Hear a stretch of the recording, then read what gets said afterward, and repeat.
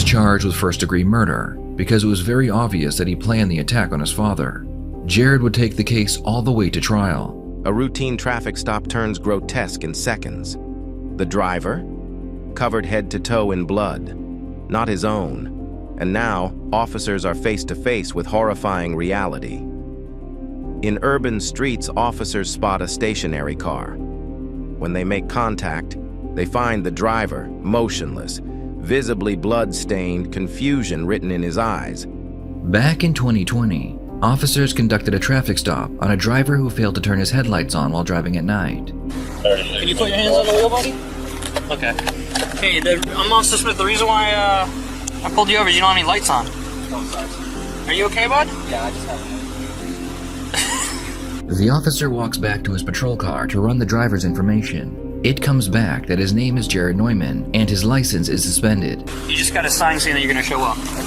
All right? Yeah. And you can keep my pen because you're covered in. The officer on the other side of the vehicle notices that Jared looks like a crime scene. What's going on? Why didn't you drive like all of them?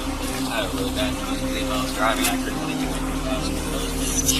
Why is it all of them fast too? That's how it's a weird thing, you know? I don't know what else to tell you besides that. You guys want to be clear about? I'm gonna step out and sit real quick. Want all of your toes. It's like you made them. Here, just so what happened for real? I got him. He claims he was attacked. Blood splattered on him while checking on someone else. But something clicks. Suspicion spikes with every pat down and spilled drop. BODYCAM captures every panicked breath. Officers ask for ID and explanation. The man's story is inconsistent, words fracturing under scrutiny. Dispatch checks missing person reports. Suddenly there's a match. Someone is dead nearby. And it's not just chance. The driver's connection to the victim becomes horrifyingly clear. I was somebody, and they hit me, and I beat up. Where does this happen in Boca? Yeah, you know, it's no big deal to me. I mean, you beat the out of me pretty bad. Who is this person? I don't really know him like that. He was just somebody that was arguing with me. Promise I'm fine. I just really like to go to bed because I gotta rest up for work, and I really just. You said you don't have work till Wednesday. I know, but I gotta. You don't need 3 days of rest for work. I mean, I don't get enough rest. So you just say from now to Wednesday? No, like, I mean, okay. I'm gonna rest up. Well, I'm gonna appreciate it. I'm gonna have MP come check you out. That's not a thing. I'm not saying I have to go with them, but they're gonna check your vitals, and they're gonna check everything, okay? While they wait for paramedics to arrive, officers find out that Jared has been living in his vehicle for quite some time. I gotta tow the car. And it looks like you live in it and you work out of it, so... Yeah. You able to call somebody? I'm really not. Please, like, not... That's what I'm saying, if you can call somebody... I don't have anything to call.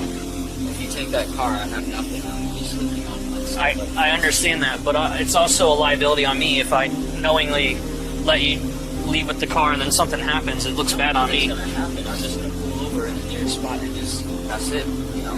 While Jared was being checked by paramedics, an officer received a call stating that they had found his father's body in a parking garage with over 27 stab wounds. This led them to believe that Jared had something to do with his death, but without any further evidence, they were forced to let him go. A few hours later, Jared was pulled over again for driving without a license, and this time, he was brought in for interrogation. Officers place him in handcuffs. He sits in silence, no resistance, because inside he knows. The blood wasn't from self. He's the scene of a crime unfolding live. Crime doesn't just reveal itself, it paints you. Even when a suspect talks, truth stains louder than words. Point where I was like, the only way to make it stop is to do this, and I didn't know what I was doing. I didn't know what. It's not his fault, you know. Like, he didn't deserve that. I just didn't know. Like, I didn't know what I did until it was over, and I realized what I did. I didn't understand. Like, what the hell did I just do? Like, I just.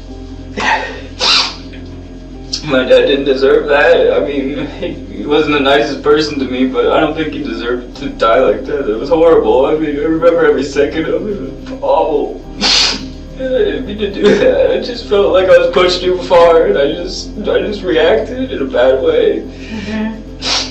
We were together, you know, about the time it happened. He just, you know, he parks his car in the garage and he goes upstairs to sleep, and I sleep in the car.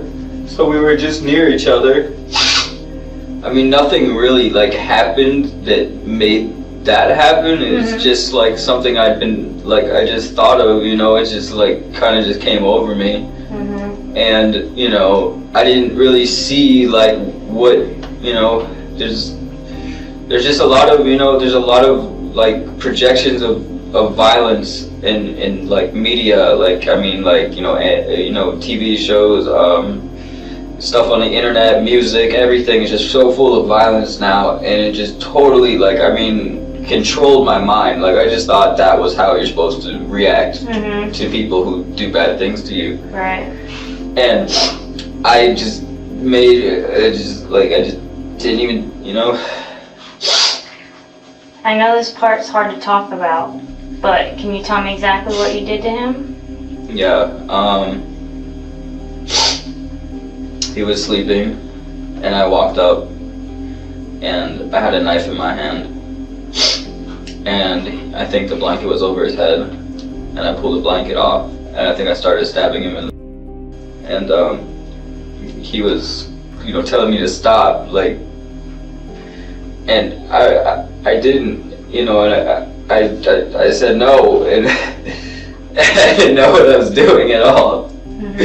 You know, and he fell on the ground at some point, and you know, and I just told him just to go to sleep. You know, stop fighting, just go. Blood talks. And tonight, it told the police exactly what had happened, because bodies don't lie, and neither does BODYCAM. Stay sharp, stay safe, subscribe for more chilling truth. Comment: would you have known he wasn't just hurt?